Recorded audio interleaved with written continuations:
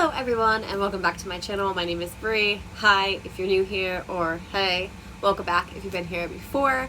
Today I'm doing another discussion video, and it's been a little while since I've posted one of these. So if you have not watched any of my previous discussions, it's just pretty much a very loosely organized video where I talk about something specifically and try to engage with you guys, get your feedback on things, and just essentially have a discussion. So if you are joining me today, sit back, grab yourself a drink, and let's head into my discussion. Today I'm drinking just some water with lemon. I've been a little stuffy. I had a lot of coffee this morning and it's not doing any justice for my sinuses. So while I might have chosen tea as well, I think I really need to get some water in me because I have not had a lot. So here we go. If you haven't seen my title, which I mean you probably did if you clicked on this video, today I'm going to be discussing the Hunger Games series. One, I'm not going to hold these books up the entire time. This is not a dedicated review of this series. This is going to be an in-depth look at one particular topic in the series, which is trauma. Now, for those of you who haven't watched any of my previous discussion videos, typically and I didn't really intend for this to happen, but my discussions typically involve some sort of psychology. I am a therapist, I have a master's in psychology, and I've been doing this kind of work for the last 6 years. I went to school for a total of 8 years, and my love of psychology started when I was a senior in high school, and that's how everything started. So a lot of times when I start doing these discussion videos, I tend to bring a lot of my psychology background in it. And after rereading The Hunger Games in preparation for the newest series, one of the things that struck me in this video is the lens of trauma and how it's viewed and dealt with in this series. And I'll give a little bit of a spoiler alert. I think it's done extremely well. So anyway, let's just, talk a little bit more about trauma. So if you are new to any type of psychology stuff, or just you don't know a lot about trauma is pretty complex, and there's a variety of ways that trauma can occur. As far as dictionary.com, their definition of trauma is a deeply distressing or disturbing experience. For everyone, trauma is different. Something that could be extremely traumatic for one individual may have absolutely no impact on someone else. For instance, earthquakes. There's been a huge issue with the earthquakes and just in general natural disasters. I'm thinking the earthquakes in Puerto Rico and the wildfires in Australia. For some people, those events can be so traumatic that they will trigger issues down the road. For other people, it might be very scary, but they might have enough resiliency where they're not really impacted by it. It could be one of those things where, wow, what a time that was to be in and how scary and terrifying it was, but they don't develop further issues down the road. People are probably aware of the definition PTSD, post-traumatic stress disorder. Trauma can lead into that, but it doesn't have to be. And also, just because you don't have PTSD doesn't mean you haven't been traumatized. So I do want to clear that up, because I think that's important with the Hunger Games, is that there are so many levels of trauma in it, and it's almost mind-boggling how complex the series can be viewed in that lens, when really, it's a young adult series. Which also, I don't want to go into a tangent on this, but their YA series can be so well done and could be regarded as classics, I think, down the road. And The Hunger Games, I would say, could definitely be one of those classics, 50, 100 years from now. But this is the type of series that I think goes to show that just because it's a young adult genre doesn't mean that there isn't merit to it. Because if you look at just the way that the trauma is dealt with in every single book, it's incredible. And personally, I don't know if Susanne Collins planned it that way, but she did a hell of a good job doing it. So let's break some of this down. So the biggest thing is, of course, there's a lot going on in this series. It's a dystopian. We are obviously seeing a world where it's several hundreds, probably years in the future, where we have super advanced technology, but not everyone is given the privilege of it. We have a society that's deemed, obviously it's dystopian. You have a society that's supposed to be perfect, but there are flaws in the system. You have kind of a dictator who is in power, even though it's a president. So there's a lot of things that are there already. And, you know, you can look at it at certainly several different lenses. But looking at the trauma specifically, we start with the trauma in book 1. And as I said, so many different people have a variety of trauma and ways that they have dealt with it. And I think it's why and how the book and characters have been shaped this entire time that makes it so impactful. So to begin, we have Katniss's entire family who have already dealt with so many strifes in their life, including, you know, pretty much living in poverty, never knowing when they're going to eat, and losing their father at a young age. I mean, just in that little bit, Katniss already has, like, she's very, very resilient to begin with, but she's tried to overcome a lot, and she can only have so much. I mean, the biggest thing is with them never knowing what to eat. That in itself can make people, you know, go through so much and go through crazy things where, you know, they're never going to be the same. If you're always looking for food, if you never know when your next meal is going to be there, if you never know if you're going to survive, that's a terrifying feeling. Personally, I have not experienced that, but I have worked with families, you know, and like I said, I've worked in foster care before for about 3.5 years, and I've been doing therapy for 2.5 years at this point with children. I've worked with kids from the age of birth to the age of 21, and more recently, I specifically work with 12 to 17-year-olds, within reason. Sometimes we have an 18-year-old, sometimes we have an 11-year-old. It varies, but for the most part, it's 12 to 17, and a lot of them have gone through so much trauma. So when I talk to them, and, you know, especially in the foster kids who, you know, tell me that they didn't know, like, if they were intentionally being starved, or like they just lived in poverty and had no idea when they were going to get their next meal. That pushes you in different directions. And as I've said, people deal with that in different ways. I mean, you have people who just give up. You have people who end up going out and committing crimes because they feel like they need to survive. They have people who, you know, try to do the best thing or just make the most out of their situation, or, you know, you adapt or you succumb, essentially. So with Katniss, you see a lot of this, that she's been able to adapt to it. It wasn't easy, and at first she had no idea what it was. And the moment that I think it was the clearest for her was when she was starving and didn't think she was going to make it home in the rain, and Peeta helped her. That's a huge moment, because that helped shape her to say, I need to go provide for my family and help them. Otherwise, if that moment didn't happen, there's a good chance that they could have died. I mean, she was very hopeless at that point. She was probably depressed and also starving, and you just don't have the ability to keep going on. So I think for her, she could have been traumatized very easily to possibly end up, either, like I said, either dead or severely just beaten down and possibly have a bunch of other conditions, but that helped her. Her mother is a huge example of how, you know, I would say, probably looking at this, her mom definitely had PTSD / depression, because obviously, you know, when we first meet Katniss in the first book, like she says, how her mom is just kind of catatonic. She barely goes through the motions. Like, Katniss basically has to make her eat, drink, bathe, etc. in order to survive, and she's very resentful of that. It's not easy being a parent to your parent. So you could kind of tell that, you know, I think her mom, like, the way that she's dealt with that trauma in her life of losing her husband and, you know, worrying about her kid's sake, is she just kind of shut down. She let it overcome her. And, you know, I don't think I'm not to say that it's like, you know, I think people could be very hard on Katniss's mom, but I understand that, like, she just didn't have anything else in it, and it was almost easier to avoid and block out a lot of it than face the reality that her kids were starving and she could do nothing for it, especially now that her husband has died.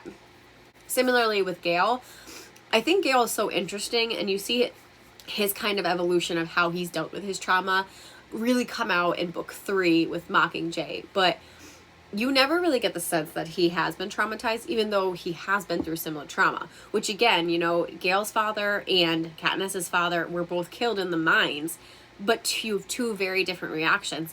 Now, I can't really say, right, Gale's background of, you know, what he had to do, It's a little murky, but I think it's safe to say that he was a little bit older. He was able to start working soon and providing for his family, so he didn't have that hardship as much as Katniss did being younger. They do make that very clear. And I think that's a perfect example of how different trauma can be for people, because both went through the same experience, but Gale was able to adapt much quicker and be more resilient, and Katniss had no idea what to do at first. Eventually, she was able to rise and overcome that, but Gale did it much, much quicker, and that's a perfect example of how different this could be. Obviously, we see a lot of this keep developing, and the thing with Katniss is, I'm going to talk about this more towards the end, but Katniss really comes full circle with all this traumatic events, because out of everyone, I would definitely say she has been through the most. She was used the most and abused the most out of everything. But I want to save that more so for the end of this video, because I think it kind of, like I said, wraps it up really nicely. Book 1 definitely has its fair share. I mean, the entire arena is a very psychologically taxing position to be in. You have a bunch of kids, especially kids whose brains aren't fully developed, who don't even know, half the time what they're going to do within a week, let alone in the moment when they're fighting for their lives. And it's just such a brilliant and evil concept to kind of put it, because you're not only literally abusing kids, because they have to go, not only do they have to fight someone in the moment, but then the victor has to live with that for the rest of their lives. But it's also psychologically fucking up their parents and all their relatives and anyone who has to deal with this, because you continuously have to see these children, possibly your children, die. And how abhorrent would that be to sit there, being forced to watch your kids fight for their lives, be forced to watch them die if they are unfortunate enough not to, make it to the end.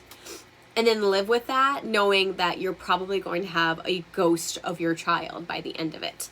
Obviously, it sounds like, the victors in the higher, District 1, District 2, that, like, they've all been kind of trained for this, but you'll never know what you're going to do until you do it. So I guarantee, even though, I think Susanne Collins made it out to be that, like, the higher districts, or like lower number districts, were able, like, because they were built up to be this, like, a killing machine, that they were able to overcome it more. But I would probably safely say, if we actually examined them more in depth, that you would probably see many more issues than actually meets the eye. So we go into book 2, which is Catching Fire, and this is really where things, start picking up, because book 3, again, ties everything together so well, but you start to meet other victors. And, the very first thing that we have noticed is that throughout all of this, you have someone who thinks they're going to be safe. You're already going through this in your mind of, I've won, and that's something I have to live with, like that shadow that I've killed people, that I've watched people die. The scene with, like, Rue and Katniss in the field, that personally, for that part broke me, and it always does, because just thinking of, like, I made this alliance, and and again, Katniss makes that reference of, like, Rue reminds me of my sister Prim, and that there is kind of that psychological game that people end up with too, because it's like, wow, I have to see someone who not only, like, reminds me of my sister, but, like, I'm treating like my sister, and then they're taken from me in such a brutal manner, and knowing I can never change that.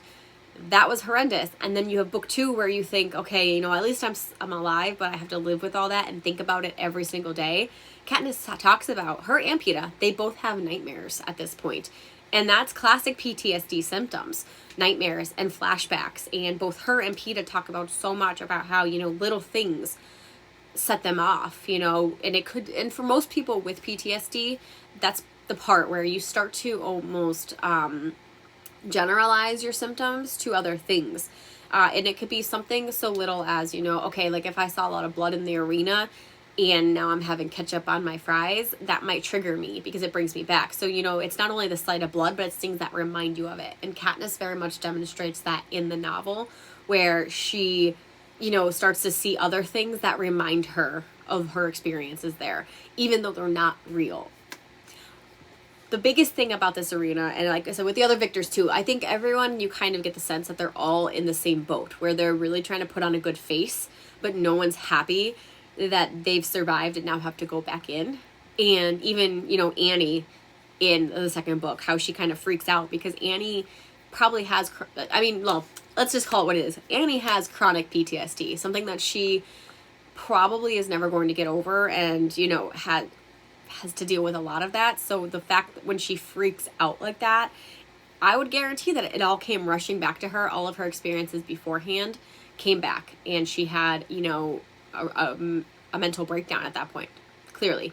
But then we get into the arena, and this is where it's almost ingenious how Susanne Collins worded it, but also so cruel. And it makes you really understand that the government is entirely out to mess with their minds. I mean, that's the entire tension, because they want to break them, and they're doing it very effectively. The Jabberjays, particularly, I mean, that's the best, one of the best scenes in the book, and also the most heartbreaking, is having Finnick and Katniss stuck in the Jabberjay section, where they're hearing these screams of thinking their loved ones are being tortured. You're breaking people, literally, because not only now do they feel helpless, but they feel like they want to stop something that's not actually happening. It's just such a mind fuck. And that's the best way I can put it. I can't say it any more scientifically than that. It is. It's intense. And those alone, you know, all those little things, every single thing that happens to them are traumas. Every single thing. So the Jabberjays, the hot rain blood. I mean, not only do you have to be reminded of killing people, but also now we're drenched in blood. I mean, all of those little things, the mist that hurts you, those in of themselves could be little traumas, and just think of the consequences that would take if we were saying all of them survived. If all of them got out, what is going to remind them of everything that they've endured during the arena? When Peeta dies in book 2 and Katniss freaks out, you know what I mean? Like, that's probably why, and I know they say too, like, that was the moment that she, like, people could tell that she really loved Peeta. And it's because of that, you know, like, we don't know what we have until it's possibly lost. And we also don't know how it's going to impact you. So even though he didn't end up dying in that moment, that fear now has taken over her. And at every step of the way, she's so manic about saving Peeta. And it's because of this, like, survival instinct that is always ongoing. Typically, when you're in fight or flights or freeze, you have adrenaline coursing through you, and that adrenaline is making you do something. So you try to fight people, you try to flee and hide or run, whatever, or you just freeze and you can't do anything. And that's very common in traumatic situations as well. You typically have one of those responses.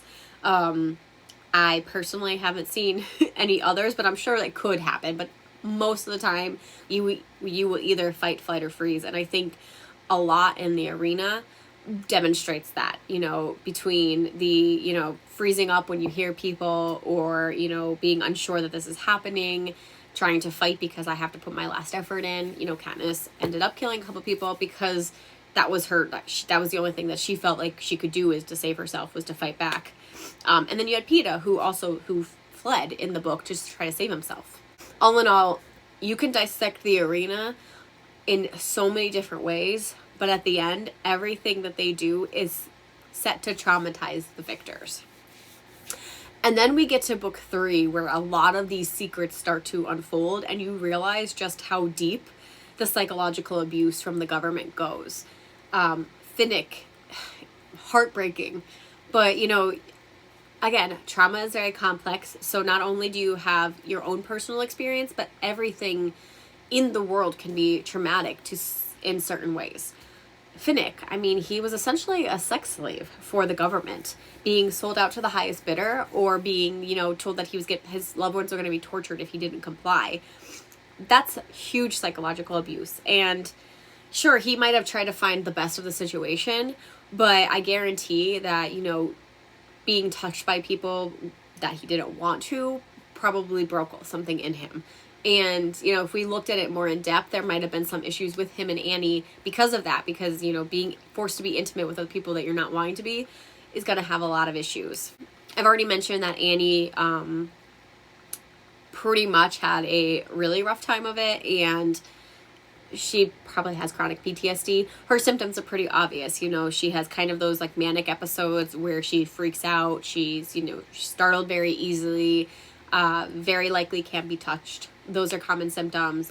Mags, I can't remember if they actually said anything, but essentially Mags was mute. And I would probably say, I mean, that could be another symptom of trauma, of, you know, psychologically losing your voice. She might have had the ability to talk, but she didn't anymore. And that could very well be an after effect of trauma. I think Peta and Joanna had beautifully, and tragic, of course, because this entire video isn't a happy video that I'm making, but it's looking at it, and, you know, Joanna particularly, I love how Susanne Collins weaved Joanna's trauma and PTSD symptoms into the book before it was actually noted. Because I remember listening to the book and I'm like, oh my God, like, you know, that aversion, like, okay, like Katniss notices that, like, you know, she's dirty, like her fingernails are unclean, and, you know, she's not bathing or whatever. She kind of makes comments like that, and then it's raining, and instead of saying, you know, like Joanna doesn't say anything, but Katniss watches her grit her teeth and just run through the rain. Because what happened in the Capitol was that she was tortured with water and electrocution. So they were dunking her in water and electrocuting her as a form of torture. And that had left tons of psychological issues, because now she has an aversion to water and is bringing back all of those memories that are associated with the Capitol's torture of her.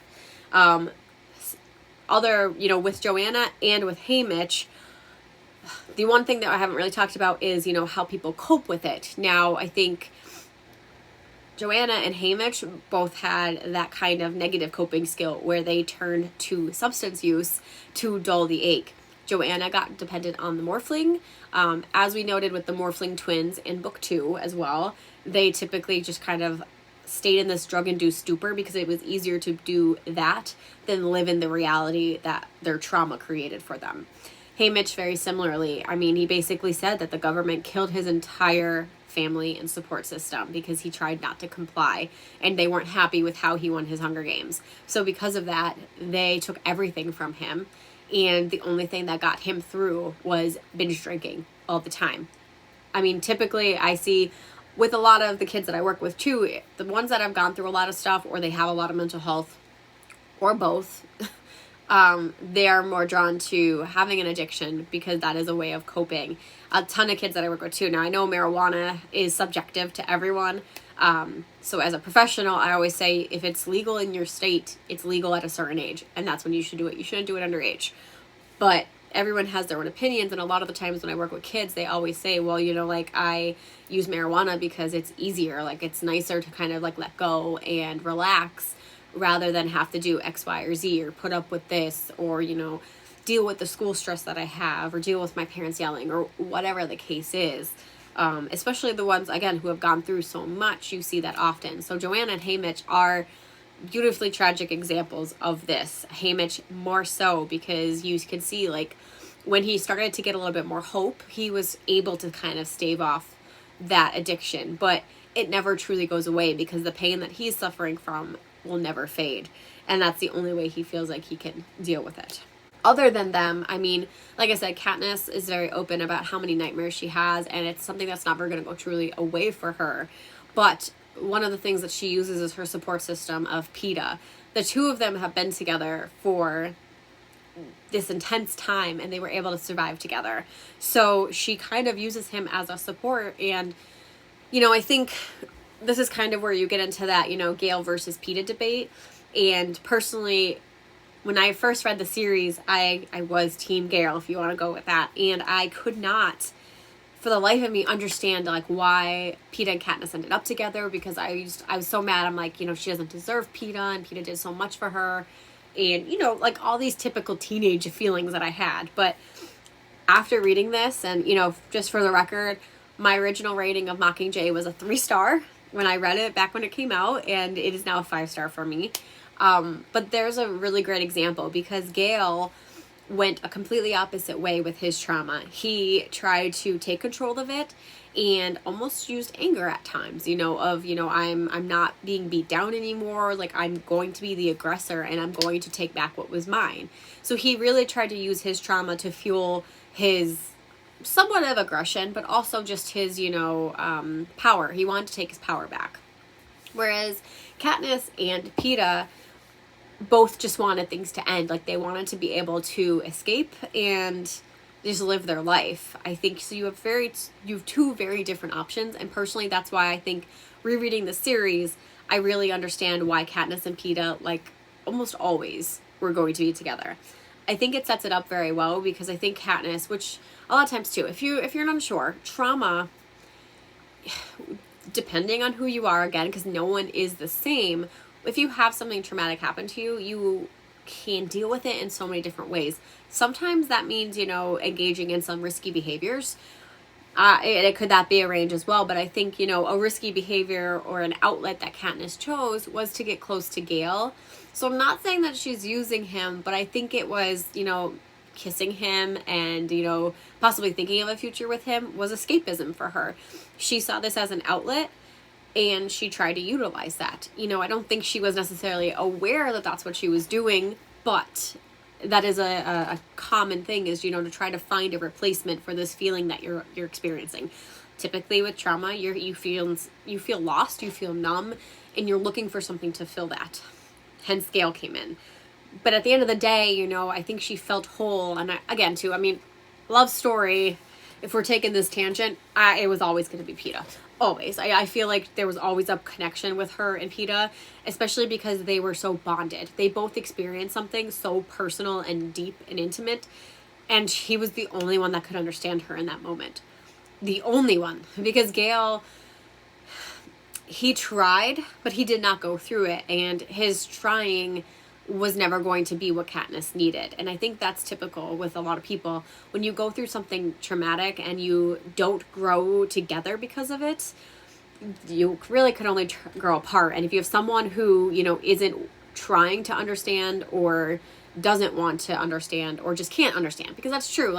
Sometimes you go through something and someone is not going to be able to relate with you, and it might turn out that they look ignorant or, even hurtful because they are acting in ways that, is end up hurting you, but they don't realize they're doing it. And I think that's kind of what ended up happening with Gale, is that he really could never understand where Katniss was coming from and was demanding stuff of her that she couldn't provide for him. So with Peeta, he was on the same level. Obviously that doesn't have to happen for everyone, but at the very base level, Peeta was a good guy and he just understood. So even if he never went through it, I think Peeta still would always be there for Katniss, because he was just empathetic towards her and he could understand, like, I can never change what happened to you, but I can be here and listen and support you in whatever ways you need. So the two of them really grew together, and I think that's why I admire this so much, because they are a quintessential positive, optimistic outcome of being traumatized. And that's kind of, where I'm getting to, is that you have all these different people who have experienced all this different trauma, and all of them reacted in different ways. All of them. No two people were the same. And at the end of the day, it could be a love story between Peeta and Katniss, but it's a story of how they grew through adverse circumstances and still made the best of it. The epilogue of this book, I think people don't like epilogues, right? Because it wraps things up in a nice bow, and it makes, some people don't like it because it doesn't, or it tears down everything that the book set up. And I totally respect that. But in this particular epilogue, this has now become my favorite epilogue I've ever read. Because sure, things on the outside look so wrapped up and nice. They got married. They lived happily ever after. They had children together. They lived in a world where there was no more Hunger Games. Yeah, that's the best situation, right? But the epilogue clearly says that, like, she's never getting over this. And I used to be so mad at the fact that she never said I love you to Peeta, but I realized too that that's unfair of me to say, especially as an adult who is now a therapist, because everyone has their own ways of communicating, and for them, that is how they were able to communicate. Because sometimes you can't say exactly what you feel without that fear coming back in. And that's kind of what I think for Katniss, you know, like every day she lives in fear that something is going to take her life away from her again, that, you know, her children are never going to be safe. And she constantly has to remind herself that she is out of that danger, but her body is still going to remember, her mind's still going to remember, and it's still going to react. So to ask someone something so personal, such as, you know, do you love me? It might be hard because admitting that straight out, saying those words, could trigger her all over again. But it was that beautiful way of saying real or not real, where you understood that they have this language that they're speaking because of everything they've been through. And even with her children, she said, you know, like, I have to, you know, we try to explain it to them, you know, why, like, sometimes I wake up screaming and why I have nightmares. So she clearly has PTSD throughout she said, I think it was like 15 or 20 years after, like, they were, you know, out of the Hunger Games. So her kids are, like, probably very, very young. She's probably in her late 30s at this point, if not early 40s, and has 2 young kids. And, you know, she says that I still have nightmares. I still think about it. I never feel safe. That's PTSD. And as happy, the ending is as happy as it could ever be for her, because that fear is never going to go away. But at the same time, she kind of realizes that it's irrational and that she is safe. And it's just so beautifully done. It's so beautifully done. And I have to gush. Like, I know this is because I don't script these discussions, guys. So I know this is a little bit out all over the place. Like, I've talked about different people, and I'm sure, like, I can write an entire essay or dissertation even on this topic, because it is a masterpiece. Like, and I don't want to just gush and say that, like, you know, yep, this is the best book ever. But the series in a trauma lens is so perfectly done. Personally, I think this is why when I read other books that involve trauma and depression and drug use, especially drug use as a coping skill, it maddens me because it's never done properly. And I can't say never, but a lot of the ones that I have read, I just feel like it never does it justice, because trauma is not like we get over it in a little bit and move forward. Trauma could be lifetime, and it usually is, and it doesn't have to be, you know, such quite like a PTSD diagnosis, but it's something that you might still think about, and, you know, you might be averting from your life. Like I said, you know, if you had a trauma where there was a lot of blood being spilled, and, you know, now you realize, like, 20 years later that you don't use ketchup because it reminds you of blood. I mean, it's so minor, and it might not be like a huge, you know, piece of your life that it's not completely messing up with your life, but maybe you really enjoyed ketchup one time and now you're avoiding ketchup because of this. You know what I mean? It's so what I'm kind of saying is that, like, no matter how big or how small something is, trauma can be lifetime, and it takes a long time to heal and recover and get to somewhere that you feel comfortable again. So I think this series demonstrated that perfectly, whereas other series I've read, it skims it over, or, you know, or it does such a good job, but then, like, you forget about it. And this entire series, you never forget about it. That's the point. The point is that something horrific happened to all these people, and it's going to take generations to recover from that.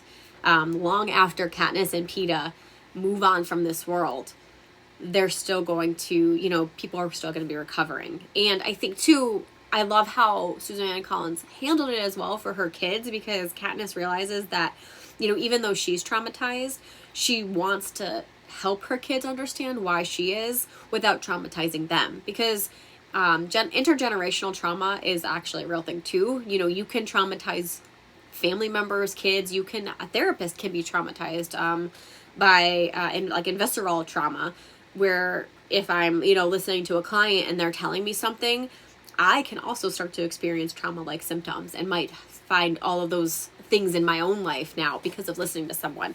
So again, I kind of go back to the trauma is complex, and it's not just black and white as people might think it is. But with Katniss, you know, I think it's so beautiful that she, and like I said, I give Susanne Collins credit, that she kind of took the time to realize that, like, I'm not going to traumatize my own kids, so I'm going to tell them piece by piece and as they can handle things, and hope that they can take this knowledge and make a better world with it.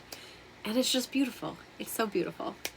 So even though it's a hard-hitting series, I just think it's just so well done. And you have 3 solid books where you really uncover everything that trauma can make. Yeah. So yeah, I think I can go on for a lot longer with this. A lot. And I'm not going to. But I hope I was kind of able to just express my thoughts in a coherent manner where, you know, you guys kind of understand really how in-depth this series goes with its trauma lens. As I said, you can dissect this in so many different ways because it's not just a book about trauma, although I would argue it is, but it's not, right? It's a dystopian, it's a young adult, it's a love story. It's, you know, it could be, you can look at it in the scope of war, which is, that could be a whole nother fascinating topic too. And if you make a video on that, please let me know. I would love to watch it. But there's so many different things. And I mean, a lot of it, at the end of the day though, stems from this trauma background. So, anywho, I really hope you enjoyed this discussion video. I would love to hear your thoughts down below. Have you ever thought of this series in the lens of trauma? And if so, what are some of your thoughts?